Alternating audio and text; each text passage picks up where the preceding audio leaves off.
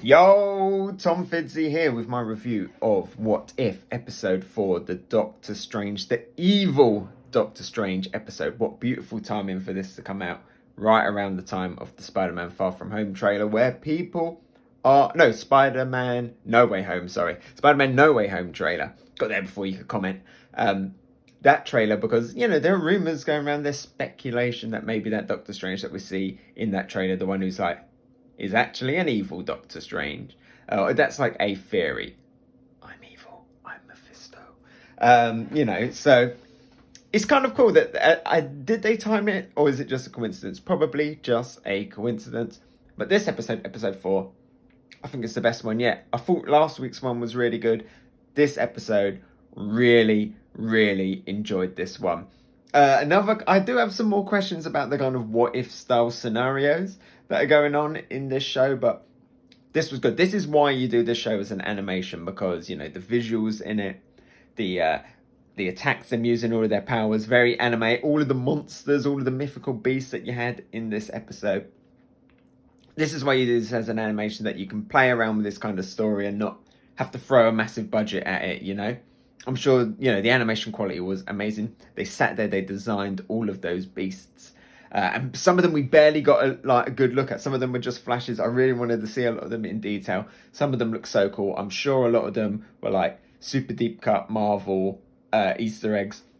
Or just like throwing them in, just some Dungeons and Dragons things. Some of them definitely look like kind of like Japanese mythology creatures, classic Dungeons and Dragon monsters. There was like a gnome in there, the first one, you know, classic old like mythology from like the real world stuff. Some of them probably just made up, but they were really cool. The little cockroach one was that Cockroach Supreme.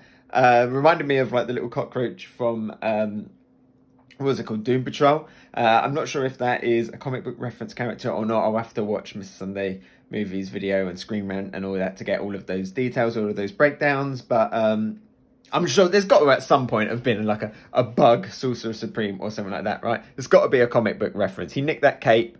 Where'd that cape come from? But yeah, I thought it was really cool. I really liked the kind of the beast user, the Pokemon trainer, Doctor Strange, had all of like the monster powers, including one character we'll talk about in a little bit that is reoccurring at this point. That's very interesting.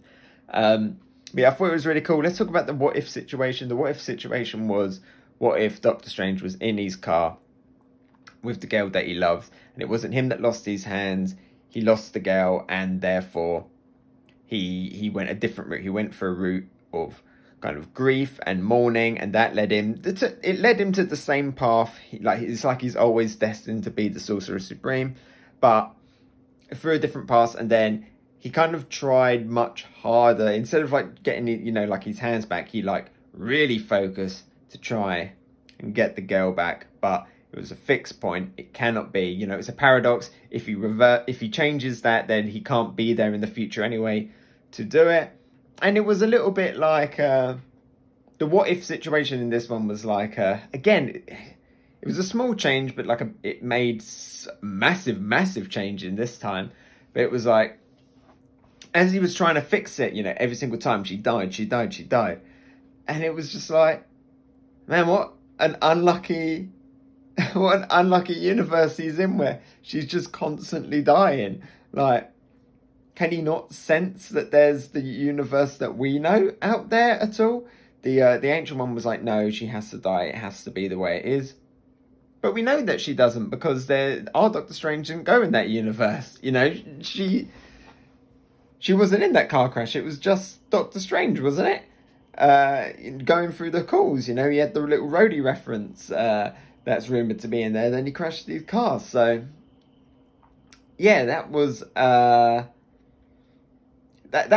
was kind of strange. And he can sense the Watcher. That was really awesome. I love the Watcher's interaction in this. Again, we'll talk about that in a little bit. But he can't sense the fact that there was that other Doctor Strange out there.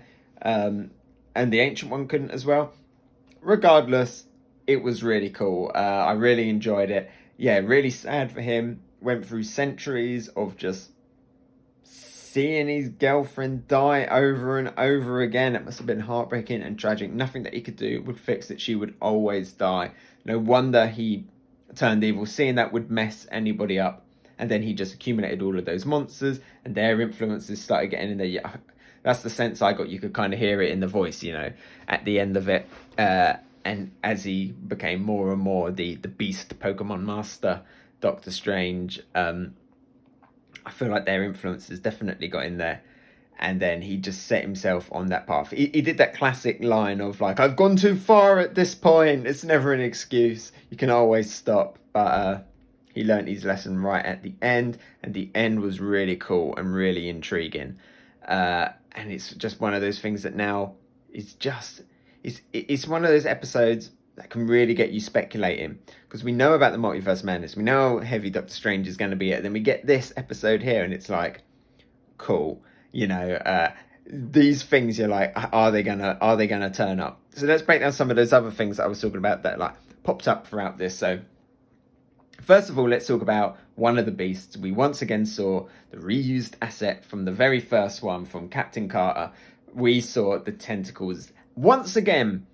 No reference that was Shumagorath, but highly likely that it is. But that's 2 appearances now, and I'm wondering, are they using What If to kind of set up and get people used to Shumagorath before Shumagorath appears in Doctor Strange 2, the movie?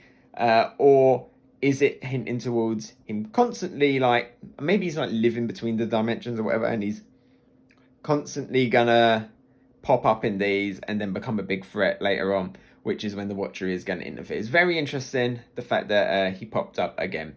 Definitely. And the fact they still haven't said his name.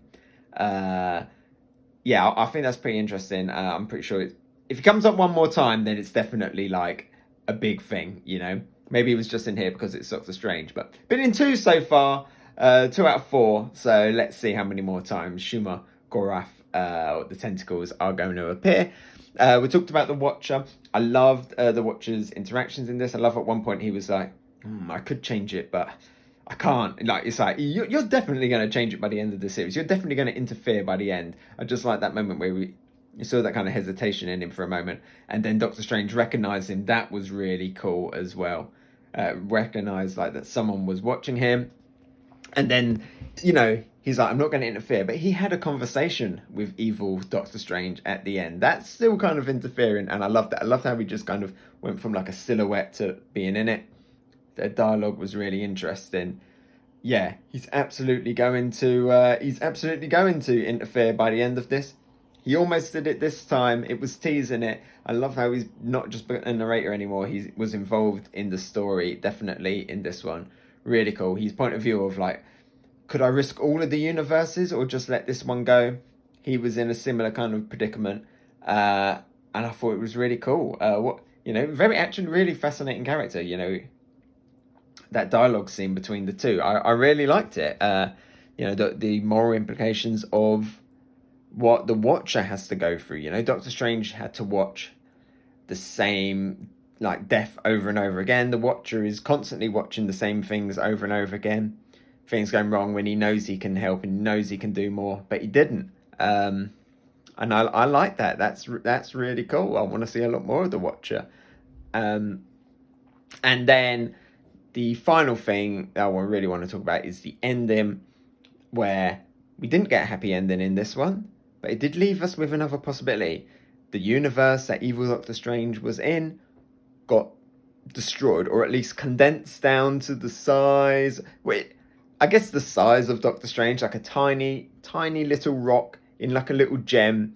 And I'm wondering if we're ever going to see that, I'm wondering, it looked tiny, like maybe in like the next Doctor Strange film we'll see like a tiny little gem and you're like, I know what's in that tiny little gem. Inside that tiny little gem is Doctor Strange. That's like an old universe, Maybe the Watcher will pick that up at some point and be like, I can give you a second chance. You can redeem yourself, I need you, he'll just keep it in his pocket, ready for when he needs it. Doctor Strange, go! That kind of thing. A literal capsule monster, Doctor Strange. I thought that was really interesting. Will that little gem turn up again, even just as an Easter egg at any point?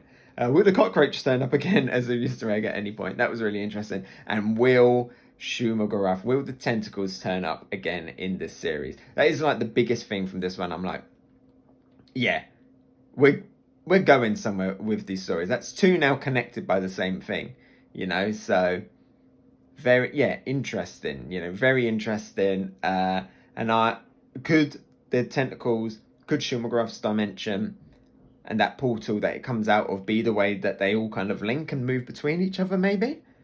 Like, we don't know. We're assuming that Captain Carter came out in her own universe. Maybe she didn't. Who knows? Very interesting stuff. Best episode. Great Doctor Strange hype at the moment going around. Lots of Doctor Strange theories. It's a good time to be a Doctor Strange fan, and I really enjoyed it. Well done to the animators, because this episode looked absolutely fantastic.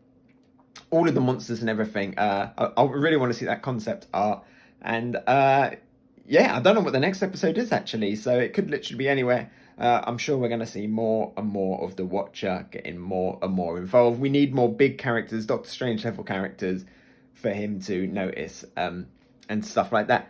So yeah, all right. Thanks for watching. Let me know your thoughts and theories. What did you think? Did you notice any comic book references and Easter eggs in there? What were the creatures in the menagerie? Let me know down in the comments below. And thanks for watching. And yeah, in case if you did notice, yeah, I forgot the girlfriend's name. I'm sorry. Okay, all right, bye.